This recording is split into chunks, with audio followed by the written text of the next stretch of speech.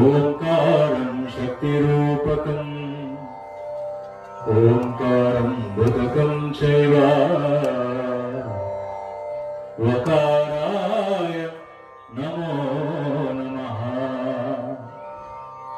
సర్వవేద సంవేద్యాయ భక్త హృదయాంతర్నివాసినే శ్రీ దుర్గా మహాపీఠాధీశ్వరాయ సద్గురు సమతానందాయ తే నమః. మాతా గురు సేవానందాయ తే నమః. అందరూ రెండు చేతులు పైకి దగ్గరగా చెప్పాలి. స్వామి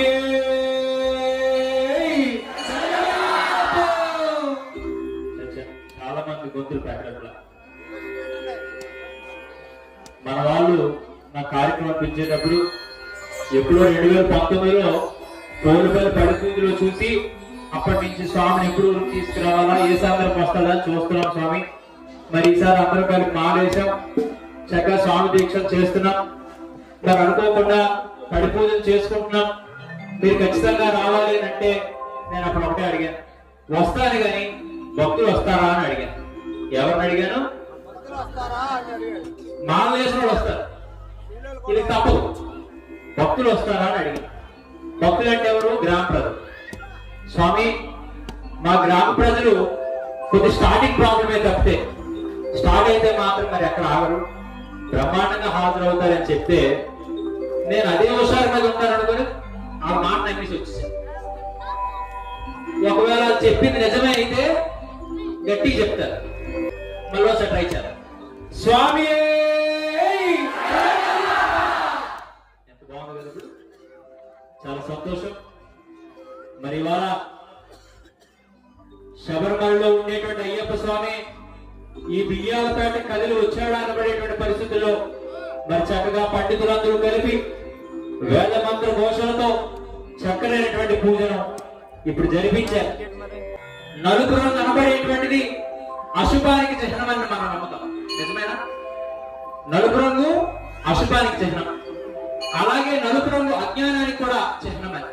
కానీ ఆ నలుపు రంగు శుభమని, ఆ నలుపు రంగే జ్ఞానానికి మార్గమని చెప్పిన ఏకైక దైవం అయ్యప్ప స్వామి అనే విషయాన్ని మీరు గుర్తుపెట్టుకోలేవా? చెప్పండి, నిజమేనా? ఇవాళ అయ్యప్ప స్వామి దీక్షలే కానీ లేకపోతే ఈ రోజు హిందుత్వం అనబడేటువంటి విషయాన్ని కూడా మనం మర్చిపోతాం. మన హిందూ ధర్మం నిలబడాలంటే ఏం చేయాలా? ఖచ్చితంగా దీక్షలు చేయాలా. మన భారతీయులం, మన హిందువులు అనే విషయాన్ని గుర్తుపెట్టుకొని ఆఖరికి కలియుగాన్ని భక్తులందరూ కూడా ఎప్పుడు వేడుకుంటారా, ఎప్పుడు తన సన్నిధికి వస్తారా, ఎప్పుడు వారికి అందుబాటులో ఉండి వారికి కోరికలు తీరుద్దామని చెప్పి నిలుచున్నటువంటి అయ్యప్ప స్వామి భక్తులు అని చెప్పి మన సగర్వంగా బ్రతకగలగాలి. చక్కగా ఈ దీక్షలు చేస్తున్నారు, చాలా సంతోషం. సమాజంలో, దేశంలో భక్తి పెరుగుతా ఉంది కానీ ధర్మం పెరగటం. చాలా మంది భక్తి అంటే ఏమనుకుంటారంటే చేయకూడని తప్పులన్నీ చేసి ఇవన్నీ కూడా ప్రక్షాళన చెయ్యు, ఈ పాపకర్మాలను తొలగించని చెప్పి గుళ్ళు చుట్టూ, గోపురాల చుట్టూ, తీర్థాల చుట్టూ, క్షేత్రాల చుట్టూ తిరగడం భక్తి అనుకుంటారు తప్పితే మన గుడికి వెళ్తే దేవుడు చూస్తున్నాడు, మనం కోరికలు చెప్తే దేవుడు ఉంటున్నాడు అని చెప్పి మనం తప్పులు చేస్తే అదే కర్మలు మనకి దగ్గర చేసి మనం ఇబ్బంది కూడా పెడతాడనే విషయంతో తప్పే చేయకుండా ఉండడం నిజమైన భక్తి అనే విషయాన్ని మర్చిపోతా ఉన్నాడు. నిజమైన అయ్యప్ప స్వామి పేరు ఇంకోటి ఏంటి? ధర్మశాస్త్ర. అసలు ధర్మం అంటే ఏమిటి? మరణం లేకుండా జీవించడమే ధర్మం. అటువంటి పరిస్థితుల్లో ఆ ధర్మానికి మనం దూరమై ధర్మాన్ని కొనుక్కునే మనుష్యాసం మాట్లాడుతున్నాం. కానీ మరి చక్కగా ఎంత సౌండ్ సిస్టమ్ పెట్టారు, చక్కగా మరి మన ఆర్టిస్టులు కూడా చాలా బాగా వాయిస్తున్నారు. అయ్యప్ప స్వామికి నాదప్రియుడు అని ఒక పేరు. ఏం పేరు? నాదప్రియుడు. ఈ రోజు అసలు మన ధర్మం నిలబడింది అంటేనే 4 వేదాలు. అసలు ధర్మం పుట్టింది కూడా అందులో నుంచే, ధర్మం నిలబడింది అందులో నుంచే. అందులో ఒక వేదం అంతా సంగీతమే, అదే 3వ వేద సాముడు. అయితే మంత్రాలతో కంటే గానంతో భగవంతుడిని చాలా మనం దగ్గర చేసుకోవచ్చు. అటువంటి పరిస్థితుల్లో పొరపాటుగానే మీరు రాత్రి అంతా కూర్చుంటారంటే రాత్రి శివరాత్రి చేసేస్తారు కదా పాటలతోటే. పక్క మతాలలో ఏం చేస్తున్నారు తెలుసా? అవి ఎక్కడి నుంచో ఒప్పొచ్చారు. పక్క మతాలు ఎక్కడ పుట్టాయండి? అలాంటిది ఎక్కడి నుంచో వచ్చిన వాళ్ళు ఈ రోజు మాట్లాడడంతో పాటు పాటలు పాడుతున్నారు. ఆ పాటలు ఎలాంటి పాటలు తెలుసా? నేనేమో ప్రియురాలిని, యేసే నా ప్రియుడు. నేనేమో ప్రియురాలిని, యేసే నా ప్రియుడు. ఇదో పాట. ఇంకో పాట ఉంది, యేసయ్యతో నా పెళ్ళంట, యేసయ్యతో నా పెళ్ళంట. ఇంకో మూడో పాట ఉంది, వాడిపోకముందే నన్ను వాడుకో, వద్దు వాడిపోకముందే నన్ను వాడుకో, వాడుకో యేసయ్యా. ఇంకొక ఆమె పాడుతుంది, స్టైల్ మారింది, నడక మారింది, నా ఊపు మారింది, నా సేపు మారింది. ఏమి పాటలు? ఇవా పాటలు. ఆఖరికి మీరు గమనించండి, ఎంత అదృష్టం అని అంటే మన శ్లోకాలను కూడా మనం పాటగా పాడించుకోవచ్చు. ఎందుకంటే సంగీతం మన దగ్గర పుట్టింది. ఒక పాట పాడుతూ తర్వాత మాట్లాడడం పాడదామా? నిజంగానా? ఇప్పుడు స్వామి మాట్లాడుతుంటే కొంతమంది మా అమ్మగారిని అయితే చాలా ప్రేమగా చూస్తున్నారు. నిజంగా సొంత పెట్టి వేదిక మీద నిలబడి మాట్లాడుతున్నాడు ఆలోచన మా అమ్మగారు చూస్తున్నారు. కొంతమంది అయ్యగారు కూడా అలాగే అవుతారు. కొంతమందికి మాత్రం ఏంటి గోస, శరణ గోస అంటే ఈశ్వరం గోస ఏంటి? మరి నేను పాడాలి అని మీరు అందరూ ఒప్పుకుంటేనే పాడతాను, లేకపోతే లేదు. మాట్లాడి పాడాలా? నిజంగా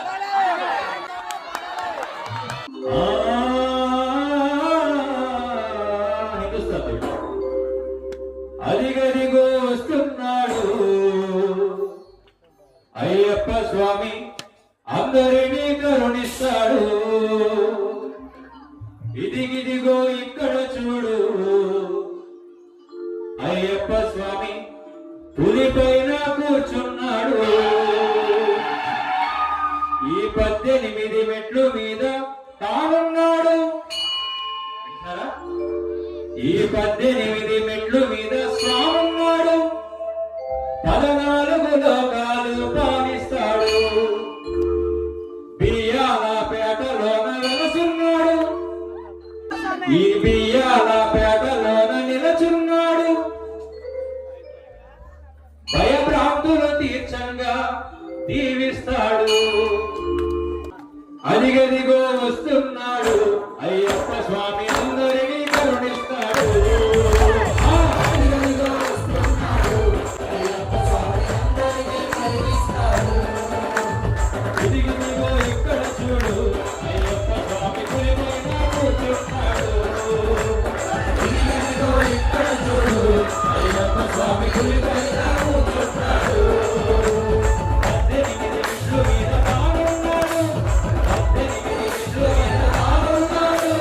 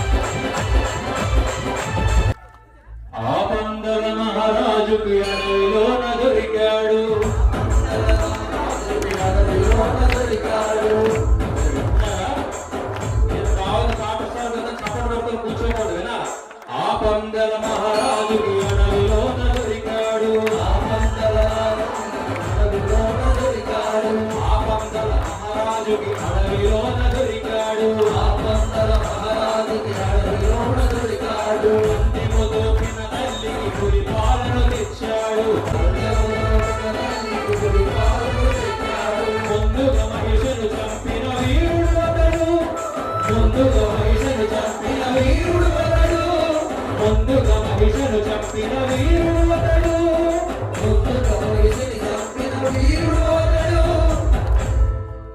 వందలాది భక్తులకు తోడున్నాడు.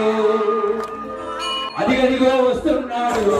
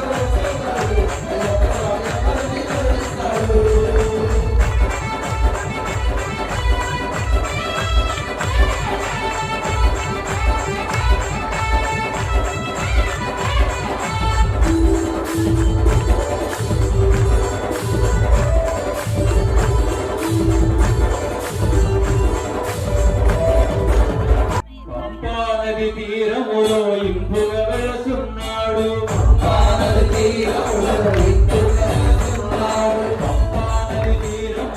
ఇంపుగా వెళుతున్నాడు, సొప్పైన శబరిగిరి పీఠములో ఉన్నాడు,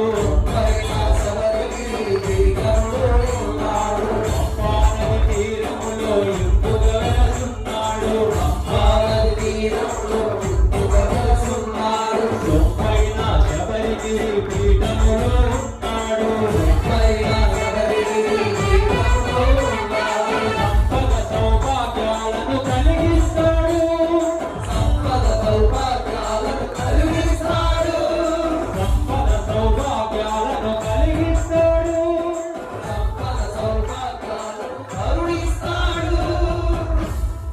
సమదాశ్రవణానందకు తోడైనాడు, సంపద సౌభాగ్యాలను అందిస్తాడు, సమదాశ్రవణానందకు తోడున్నాడు. స్వామి ఎక్కడున్నారట? పంపా నది తీరములో ఇంపుగా వెలసున్నాడు. ఆ పంపా నది, ఆ నది పారుతూ ఉంటుంటే ఆ నది ప్రవాహంలో ఆ నీటి అల కూడా స్వామి శరణం, స్వామి శరణం, స్వామి శరణం అంటున్నాయి. అంత 5 గంటలు దాటిన తర్వాత ఆఖరికి ఆ 18 మెట్లు ఎక్కిన తర్వాత అక్కడ తత్వమసి అని చూసి, తత్వం అంటే అది, అసి అంటే నేను, నీవు మాలో ఉన్నావు, అందుకు మాలోనే నువ్వు ఉండి మాలో చైతన్య స్వరూపంగా మా అందరినీ కూడా నడిపిస్తున్నావు, కాబట్టి ఈ దీక్షలో మేము ఆ తత్వాన్ని తెలుసుకున్నామని చెప్పి యథార్థాన్ని కనుక్కొని లోపలికి వెళ్ళిన తర్వాత స్వామి ఎక్కడ ఉంటాడట? సొప్పైన శబరిగిరి పీఠములో ఉన్నాడు. ఆ పీఠంలో ఆలయంలో కూర్చొని వచ్చిన భక్తులందరికీ ఆయన ఏం చేస్తాడో తెలుసా? సంపద సౌభాగ్యాలను కలిగిస్తాడు. ఎవరైతే తనని భక్తి చిత్తాలతో శరణాగతితో వేడుక చేసుకుంటారో, వారిని సేవలు చేస్తారో, వాళ్ళందరికీ కూడా సంపద సౌభాగ్యం ఇస్తూ సమదాసవానందకు తోడున్నాడు. మరి వారి బియ్యాలపేటలో మరి మా భక్తులందరూ కూడా చక్కగా పూజలు చేసుకుంటున్నారు, దీక్షలు చేస్తున్నారు, సేవలు చేస్తున్నారు. వారందరికీ అనుగ్రహం కలగాలి కదా, వాస్తవ పరిస్థితులు చెప్పాలని చెప్పి అయ్యప్ప స్వామి కరుణా దృష్టితో అభ్యాసమైనటువంటి ప్రేమతో ఆ శబరిమల పీఠాన్ని విడిచిపెట్టి ఈ రోజు అదిగదిగో వస్తున్నాడు.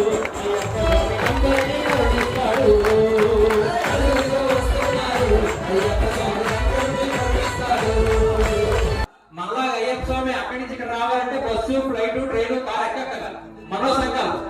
ఇందాక వస్తున్నాడు అన్న, ఎంతసేపు పాటు వచ్చేసారు కదా, అందుకే ఇదిగో వచ్చేసాడు.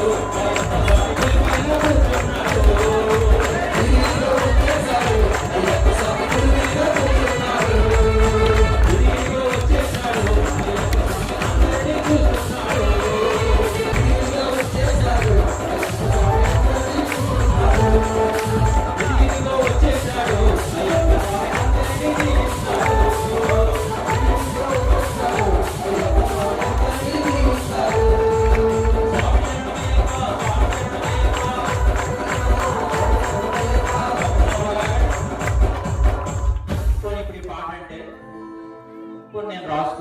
అన్నప్పుడు మీరు అనొచ్చు అనకపోవచ్చు. ఈ స్వామి శరణం అయ్యప్ప అనడం మీకు కష్టమే. స్వామి మరి చక్కగా ఈ రోజు ఎంత భాగ్యం పట్టిందో ఈ బియ్యాల బియ్యం అంటే ఆహారం. మరి ఈ ఊరికి మరి ఎంత భాగ్యమో, పూర్వీకులు ఎంత గొప్ప పుణ్యాత్ములో గాని ఆ ఊర్లోనే బియ్యం ఉందంటే అయ్యప్ప స్వామి వచ్చాడు కాబట్టి మీ తరతరాలు గడిచిపోయినా కూడా తినడానికి లోటు లేకుండా మీ జీవితాలు గడిచిపోతాయని ఆశీర్వాదం తెలియజేస్తా ఉన్నాను. మరి ఇంత గొప్ప సందర్భంలో మరి చిన్న స్వామి పాడితే కూడా మీరు వెనకాల పాడకపోతే ఎందుకంటే మరి దరిద్రం కూడా ఉండదా? దరిద్రం అంటే పదానికి అర్థం తెలుసా? ధైర్యం ఉన్నదానికి దూరంగా బ్రతకడమే దరిద్రం. అర్థమైందా? మరి వాళ్ళు ఎన్ని విషయాలు మనం వింటూ కూడా ఎప్పటికీ కూడా నోరు పెగలకపోతే మరి దరిద్రమే కదా. అందుకు స్వామి శరణమయ్యప్ప, స్వామి శరణమయ్యప్ప, స్వామి శరణమయ్యప్ప, స్వామి శరణమయ్యప్ప,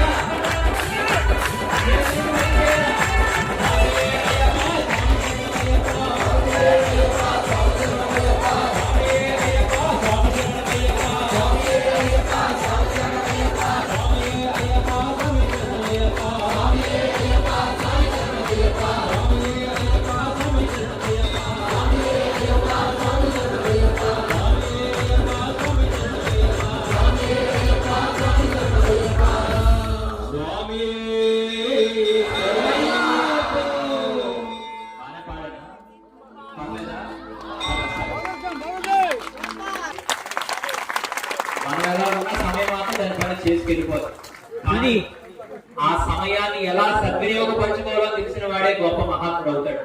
అందుకు చక్కగా చాలా మంది స్వాములు ఆకలి వేసేస్తాయి. పాపం ఎప్పుడు తినలేదు కదా, పాపం ఏ రోజు పాపం టిఫిన్ మొక్కలు ఎరగరు. కొన్ని షుగర్ ఉన్న వాళ్ళు, కొన్ని బీపీలు ఉన్న వాళ్ళు తిన్నారంటే కొన్ని ఏదో చెప్పుకోవచ్చు. ఇంక జుట్టుకు తెల్లంటి మొదలైన వాళ్ళు కూడా తినేస్తారు పాపం. అయితే ఇటువంటి పరిస్థితుల్లో నేను చెప్తాను, సెకండ్ షో సినిమాకి వెళ్ళడానికి అయితే చెప్పాను. అప్పుడు నిద్రలు రావు, ఆకలి అక్కల. పొరపాటు మా గ్రామోత్సవాలు, పండుగలు, వినాయక చవితి, నవరాత్రులు అవుతాయి. అప్పుడు చేసింది మాత్రం దేవుడి పూజే. అక్కడ పెట్టే మాత్రం దేవుడి గారికి మనం పెట్టరు. గబ్బీ గుబే ఆ రికార్డ్ డాన్స్ అలాంటిగా పెట్టారనుకో, ఇదేం జనం ఇది ఇలా ఉంటారంటే అప్పుడు సమయం అక్కర్లేదు, తిండి అక్కర్లేదు. అప్పుడు మాత్రమట ఆ మసాలా కావాలట. ఇప్పుడు మాత్రం భగవంతుడు తల్ల పైన ఆయన చేయి పెట్టి ఆయన రెండు నేత్రాలతో మా పైన ఆయన యొక్క కరుణా దృష్టి నిలిపి ఈ రోజు ఎంత గొప్పగా ఈ పడిపూజ జరుగుతూ ఉంది. మరి చక్కగా ఒక సన్యాసితో, ఒక పీఠాధిపతితో, మరి చక్కగా చిన్న స్వామితో మా అందరికీ కూడా ఈ రోజు రెండు మాటలకి అవకాశము, రెండు పాటలకి అవకాశం వచ్చిందని అంటే కొన్ని ఏడిపోయేందులో గంట లేట్ అయితే బాధ అని ఆలోచన లేదు కదా. ఇందుకే మనిషి చెడిపోతుంది అనమాట. మీరు ఒకటి బాగా గమనించండి, ఎంత ఖర్చు అయి ఉంటది కదా, చాలా ఖర్చు కదా, లక్షల మీద ఖర్చు కదా. మరి లక్షల మీద ఖర్చు అయినప్పుడు మనం లక్షణంగా ఉండకపోతే మరి ఇంకేనా అర్థం ఉంటుందా? మరి చక్కగా ఓపికతో శ్రద్ధగా మరి చక్కగా తర్వాత భజన చెయ్యాలి. కలియుగే స్మరణాన్ముక్తి. కలియుగంలో అన్ని భక్తి మార్గాల కంటే భజన చాలా సులువం. ఆ భజన చేయడం వల్ల భగవంతుడి దగ్గర అవుతాం. చక్కగా భజన చేసుకొని తృప్తిగా స్వామి సంకీర్తనలు మీరు తరించి తనమైన అప్పుడు మీరు ప్రసాదం తీసుకోండి. అప్పుడు మాత్రం అరుగుతుంది. పొరపాటును కానీ అలా కాకుండా మీరు తిన్నారా అది అనకుండా పోతుంది శాపం. మీ ఇష్టం. మన కాళ్ళు చేతులు ఉన్నాయి కానీ ఇడ్లీకి టిఫిన్లకి కాళ్ళు చేతులు లేవు, అక్కడే ఉంటాయి. ఏమంటారు? ఎంత చక్కగా కార్యక్రమం చేసుకున్నటువంటి మా బియ్యాలపేట మరి మా పైడిరాజు అందరూ కూడా చక్కగా మరి స్వాములందరూ వచ్చి చాలా ఎంత ఆదతగా అడిగారంటే స్వామి మీరు ఎట్టి పరిస్థితుల్లో రావాలి స్వామి అంటే చక్కగా మరి ఈ రోజు మీ అందరినీ నేను కలవడం నాకు చాలా ఆనందంగా ఉంది. అందుకు మీ అందరికీ కూడా పేరు పేరున ఈ చేతిని అందరి తలపైన ఆచరణ భావంతో అందరికీ కూడా మీ ముఖంలో కళ చెదిరిపోకుండా మీ ముఖాలు ఎప్పుడు కూడా ఆనందంతో వెలువిరియాలని, మీ ఇంట సిరి సంపదలు ఎప్పుడు తొలతూగాలని, మీరు ఎప్పుడు కూడా భక్తి చింతనలతో ఆధ్యాత్మిక భావాలతో ప్రశాంతమైనటువంటి జీవితాలు గడపాలని చెప్పి అయ్యప్ప స్వామి తరపున మీ అందరికి ఆశీర్వాదాలు అందిస్తూ మళ్ళా వస్తాను, మళ్ళీ అందరినీ కూడా కలుస్తానని చెప్పి మాటిస్తూ ఒక్కసారి మాత్రం నా మాట వింటానంటే మీరు పని చేయాలి. నేను ఒక్కసారి నిలబెడతాను, మళ్ళీ మీరు అక్కడ కూర్చొని భజన వింటానంటేనే నిలబడండి. వింటారా? ఒక్కసారి నిలబడాలి, మళ్ళీ కూర్చోవాలి. మళ్ళీ కూర్చుంటారా? నిజంగా మాటేనా? ఎందుకు లేపానంటే నేను నిలబడేసరికి కొద్ది కాలు పీకే, నిలబెడితే కొంతమంది కూర్చుంటే ఇంకా ఇబ్బంది. అందుకు ఒక్క క్షణం నిలబడి ఉత్తిని నిలబెట్టలే. ఇప్పుడు ఒక గొప్ప పని చేయిస్తాను. ఏంటో తెలుసా? 2 చేతులు పైకి, నోరున్న వాళ్ళందరూ నోడుతో, చేతున్న వాళ్ళందరూ చేతులు పైకి గట్టిగా చెప్పాలి.